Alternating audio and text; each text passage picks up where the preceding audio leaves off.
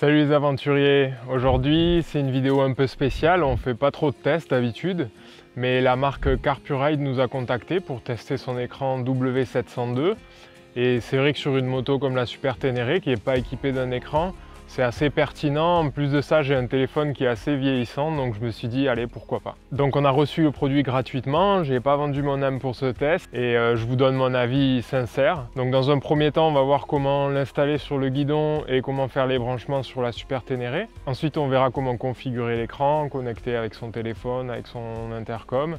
On prendra la route ensemble pour voir le produit en action et puis je vous ferai un petit bilan sur mon avis après un mois d'utilisation. Allez, c'est parti!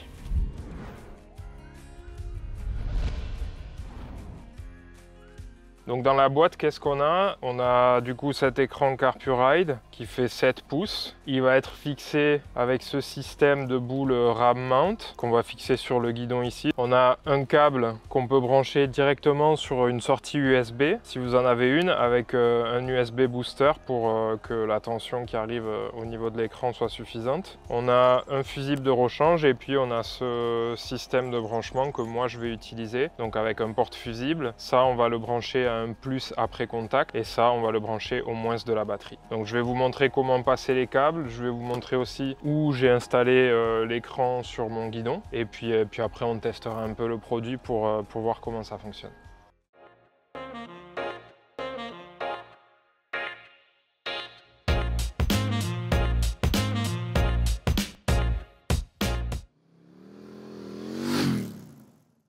Ok, donc moi je vais installer ma pince ici et je veux avoir l'écran à peu près ici là pour que ça me permette quand même d'observer mon compteur. L'idéal, ça serait d'installer l'écran ici là, au-dessus du compteur. Donc pour l'instant, j'ai pas encore fait cette investigation. On va partir sur ça. Ce que je vais utiliser, donc là, c'est vous avez juste besoin d'une clé de 10. Ces petites cales ici, on va pas les utiliser. C'est pour quand vous avez un guidon de plus petit diamètre. Moi, je garde cette pièce en plastique ici, avec cette pièce ici que vous venez caler là. Je le garde parce qu'en serrant, finalement, le plastique il se déforme un peu, il épouse vraiment la forme du guidon et ça évite d'abîmer en fait mon guidon. On verra si en roulant, notamment off-road, ça se dessert ou pas. Là, je vais laisser mes câbles derrière et ça va être du coup ma pince. Bon, l'idée, c'est ensuite de le placer vraiment comme vous voulez. Je peux vraiment le mettre comme ça. Quand je suis en position assise, quand je suis en position debout, hop, je peux relever un petit peu l'écran pour le voir comme il faut. Et si jamais j'ai ma sacoche de réservoir, j'ai juste à reculer l'écran ici comme ça, hein. Donc on va passer maintenant au branchement. Donc j'ai enlevé le panel à droite ici. Ça, c'est le câble que je veux passer, là où l'ensemble des câbles rentre sous le cadre là. Je vais le faire passer dans tous ces serflex là, sur ce retour qu'il y a devant la fourche. Et puis on viendra le brancher là.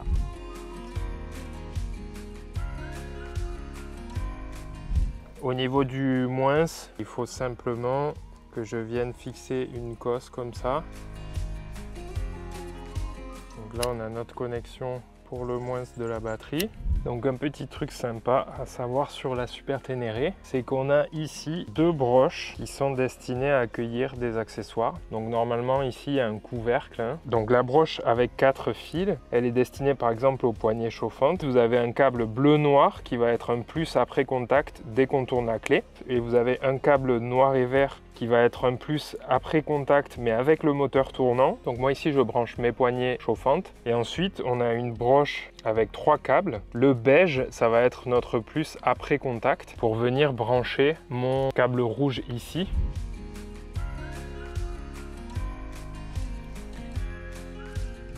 Voilà les branchements une fois tout terminé. Là j'ai mes deux prises réceptrices qui sont bien étanches. Tout est fermé avec une gaine thermo-rétractable et avec du scotch électrique ici. Tous les passages sont bien et puis là j'ai mon moins à la batterie et le surplus de câbles je l'ai mis ici avec un serflex. On n'a plus qu'à connecter ici. Et puis là normalement notre écran est alimenté. Une fois qu'on tourne la clé, hop. Voilà, il s'allume pour la première fois. Donc là, ce que je vais devoir faire, c'est connecter mon Bluetooth, mon téléphone ici.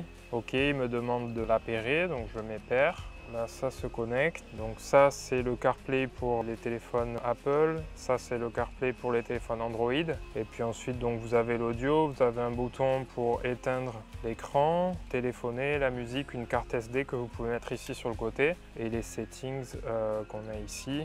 Donc avec la connexion Wi-Fi qu'on va faire aussi sur le téléphone. Vous avez le mot de passe qui est affiché ici. C'est OK à ce niveau-là aussi. Donc si je vais sur Android Auto, donc en théorie, il me dit qu'il est connecté en Bluetooth et en Wi-Fi. Donc normalement là, le CarPlay devrait s'afficher. Il ne s'affiche pas. Maintenant qu'on a effectué toutes les connexions, on va couper le contact et remettre le contact. On va voir ce que ça dit. Donc là, on a la petite croix rouge, ça veut dire que c'est pas connecté. Ok, la croix est devenue verte. Donc ça veut dire qu'il s'est bien connecté au Bluetooth. Ah, là on a le logo Android Auto qui s'affiche. Ok, donc là on est dans le système Android CarPlay, donc c'est top. Donc probablement qu'il faut effectuer une première connexion et ensuite couper le contact et vous rallumer. Et là le CarPlay va se mettre en marche automatiquement. Hein.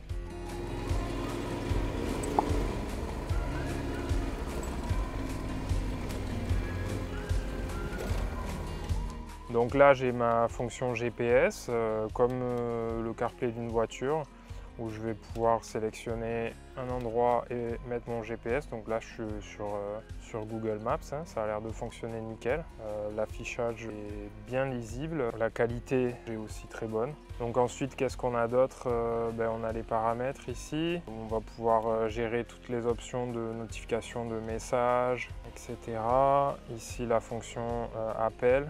On va pouvoir effectuer un petit appel d'ici, on a YouTube Music là. Si je vais ici, j'arrive donc en fait sur mon menu du téléphone hein, avec toutes les applications qui sont compatibles avec Android CarPlay. Il y a notamment Maps.me, Osmand. Ok, donc l'interface fonctionne bien. Ici j'ai mon niveau de batterie du téléphone qui est affiché avec le réseau. Donc c'est la notification, donc là, ah maman, coucou chérie, comment ça va? Tout va bien maman. Du coup, si je veux répondre, voyons. Ok, donc en fait là, on ne peut pas vraiment écrire, mais il écoute ce qu'on est en train de dire. Il n'y a pas de micro dans l'écran, donc du coup, ce qu'il va falloir faire maintenant, c'est connecter mon intercom à cet écran. Et là, on pourra en fait effectuer des réponses vocales et envoyer des messages comme ça à la volée. Hein. Donc vous ne pouvez pas taper de message, ce qui est plutôt logique parce que vous êtes sur une moto, vous n'allez pas vous amuser à taper un message, mais avec des intercoms, ça va fonctionner.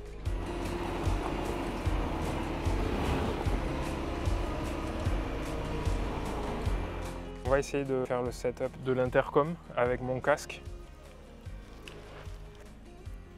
Je vais quitter le CarPlay, allumer mon intercom et on doit aller dans Audio Output, donc Bluetooth Trans, ça c'est le réglage qu'on veut. J'ai juste dû rechercher sur internet là, quelle était la fonction sur mon Cardo pour pairer un nouvel équipement, j'avais oublié. Vous voyez là, c'est connecté. Du coup, je vais faire le test sur mon Android Auto de voir si il me lit le message correctement. Hop, donc on lui dit de le lire à voix haute. Ok, donc il m'a bien lu le message. Si je veux répondre, voyons. Mon Google Assistant est en anglais, du coup si je dis ça va merci, il comprend pas trop. Mais en gros, il a bien détecté mon message et j'ai l'impression qu'il était prêt à l'envoyer, donc tout va bien. J'ai toujours eu seulement mon téléphone et c'est vrai que là je vois bien que ça va pouvoir être utile quand on suit des traces en off-road, d'avoir un écran un peu plus grand comme ça. Donc cet écran en plus il est étanche, il résiste à la poussière, donc parfait pour notre utilisation. On va tester ça un peu, on va voir en roulant ce que ça donne. Mais là, première impression satisfait. Allez, on se fait un petit test en condition. Okay, donc il a mis à peu près quoi, une petite minute à se lancer. Donc là j'ai ma musique sur SoundCloud. Je vais mettre pause pour pouvoir vous parler. On va faire une petite recherche ici pour voir comment le GPS fonctionne. Et c'est parti. Donc là l'affichage est nickel. Ça marche bien avec mes gants, j'ai pas le touch mais ça marche bien, donc là je peux remettre ma musique, revenir sur mon GPS. Donc l'avantage de cette fixation RAM mount, c'est que elle est mobile, hein. Là je vais sortir sur un petit morceau de piste et puis on va voir comment je peux facilement bouger mon écran. Et donc j'ai juste à desserrer un peu la pince là, hop, je l'oriente un peu plus à plat parce que je vais être debout. Ok, allez c'est parti. Donc là je vois bien hein, l'écran, tout se met bien à jour assez rapidement. Ah, il y a une chèvre.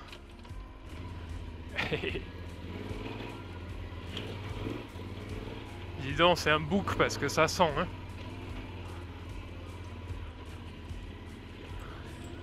On va y aller doucement. Ok. Donc là, je vois nickel l'écran. Bon, par contre, il faut que je baisse la tête parce qu'il n'est pas forcément dans mon champ de vision. Et quand je suis en position debout, ben, c'est pas le top, mais bon.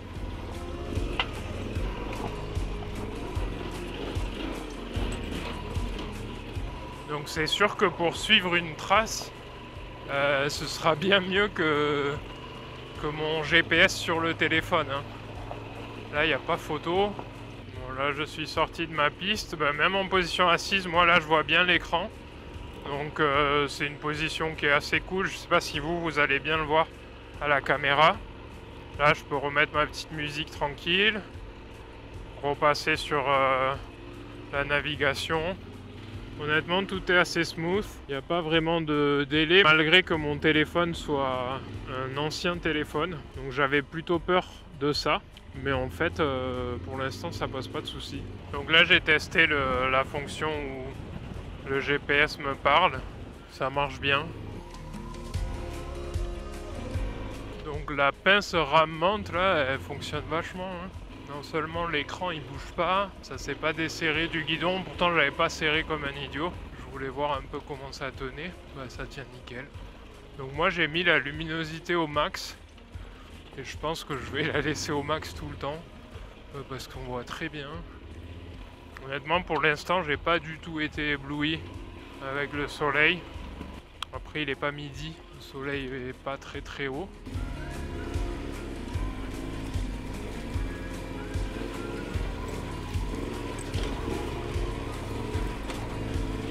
Oh, ça monte bien là.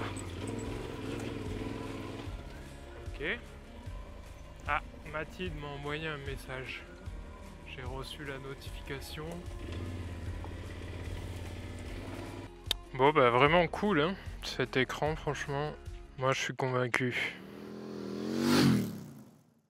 Donc finalement cet écran c'est une extension de votre téléphone en plus grand, plus pratique et plus résistant. Ça permet d'avoir toutes les fonctionnalités de votre téléphone sans qu'il soit exposé aux intempéries, à la poussière ou aux vibrations sur votre guidon. Donc l'installation et la configuration, vous avez vu, c'est assez simple. C'est bien de pouvoir aussi connecter l'écran simplement sur une prise USB pour ceux qui ne veulent pas s'embêter avec les branchements. Donc moi j'ai eu quelques bugs de connexion entre l'écran et le téléphone. Tout était connecté mais en fait le CarPlay se lançait pas vraiment. Donc pour résoudre ça, parfois il a fallu simplement couper le contact et remettre le contact sur la moto.